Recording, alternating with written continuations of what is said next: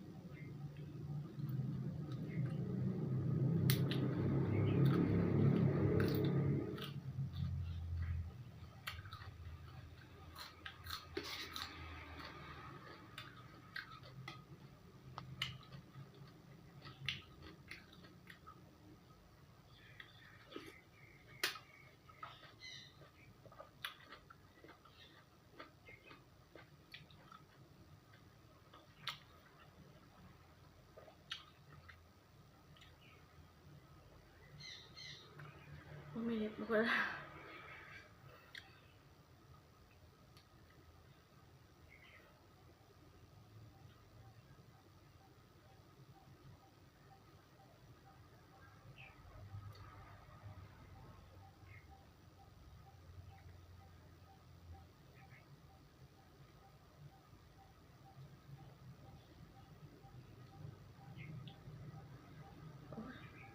จะได้เนาะ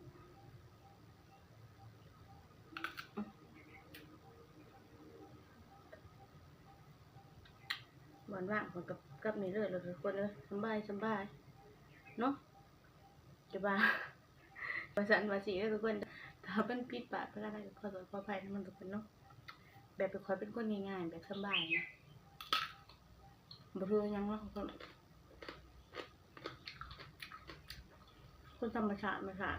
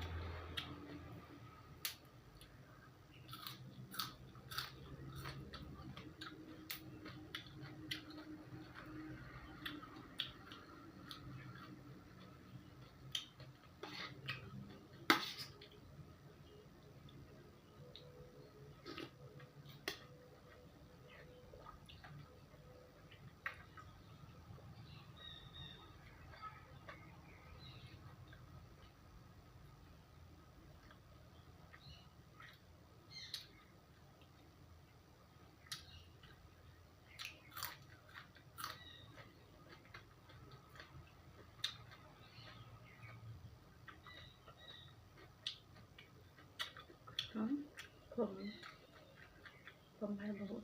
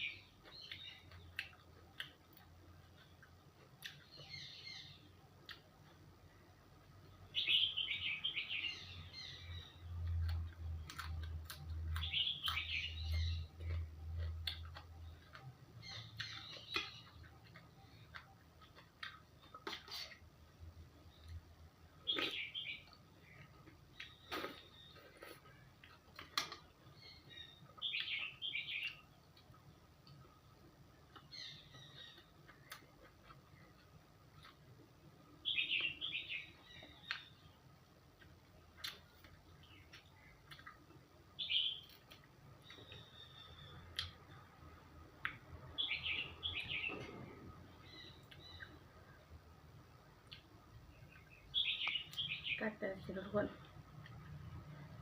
นี่ตัดออกเนาะ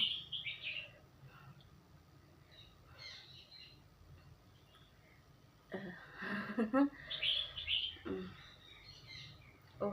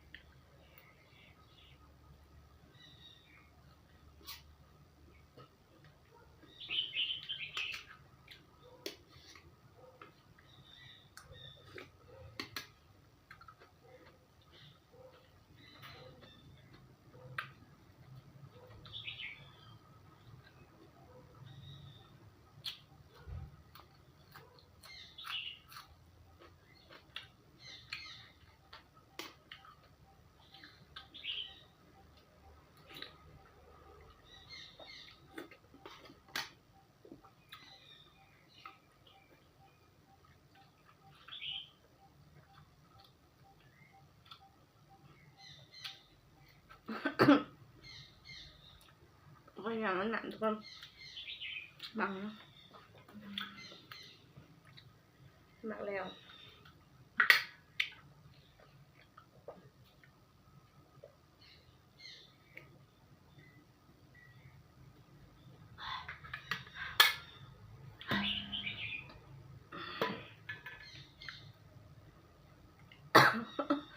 โอ้ยทุกคนเลย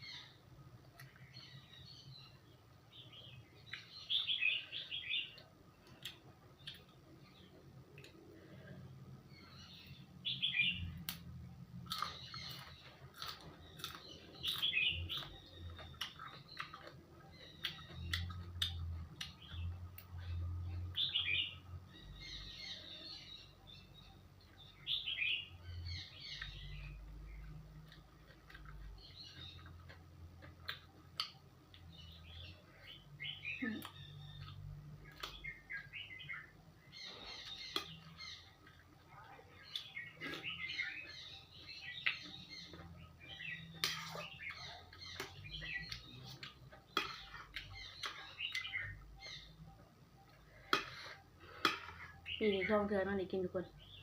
เห็ดบ่น้ำ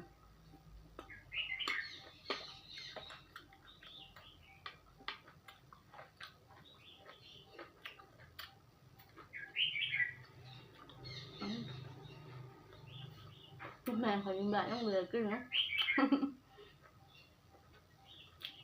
ว่าแล้วบอกห้าในบ้านเอ็มเป็นห้าเขาจะว่าห้าอยู่ผู้มันแค่เขาหน้าเขาเชี่ยมันบอกมันคนเพราะมันดับมันลายไปเองคนหาลายก็จะไปให้ผู้เลยหน้าเขาบ้านแม่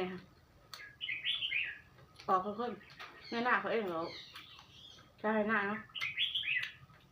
ใช่หน้าเขาเราแค่หน้าไก่ก็ออกไม่ได้ห้าจะแค่นึงทุกคนแต่กินเนาะได้ให้พอก็ออกได้ว่าคือกลายว่าอยู่เขตแม่กว่ามันเป็นเขตแบบอุดมสมบูรณ์เนี่ยนะทุกคนเฮ็ดมันก็เลยออกได้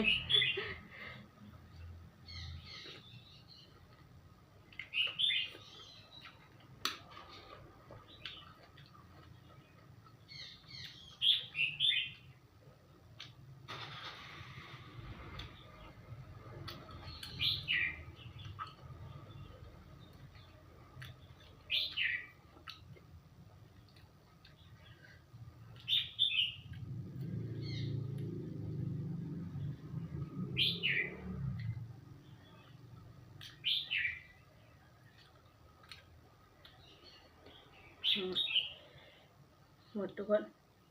อยู่ในเขา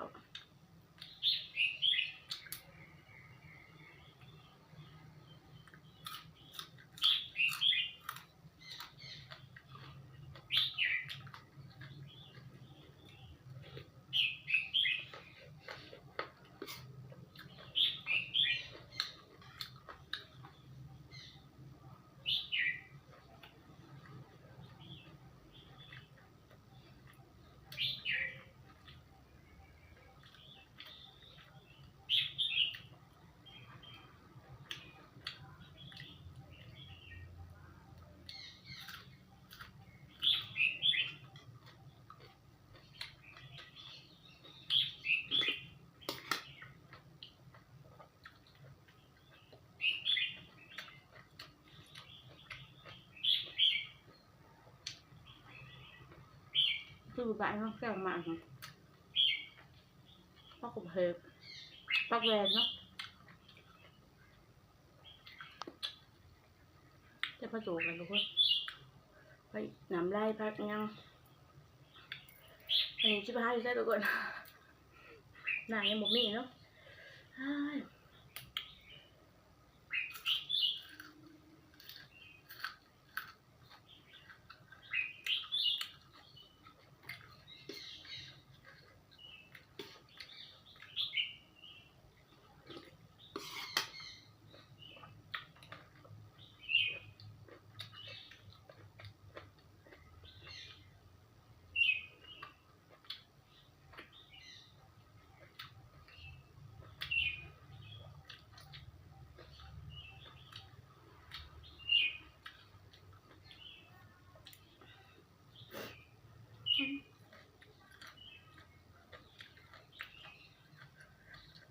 ไม่หมด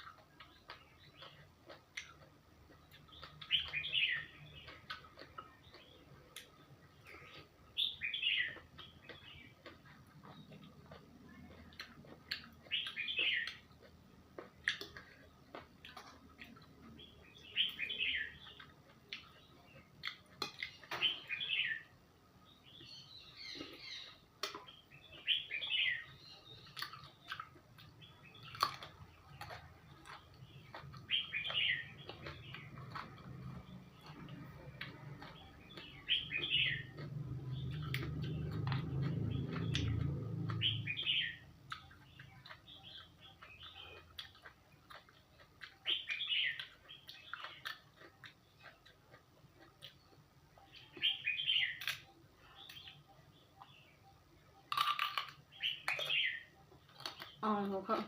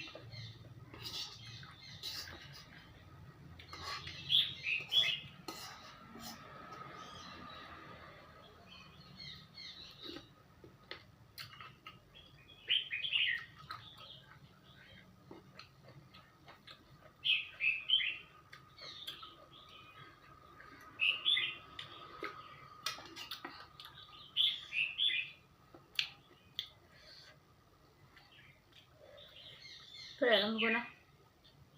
ทำไมทุกคนก็เลยก็แค่กดตามอย่างเด้อจ้ะเป็นกำลังใจกันเด้อไม่ทำของทานทุกคนเนาะแต่ทุกคนสบายดีเนาะบ๊ายบายจ้ะ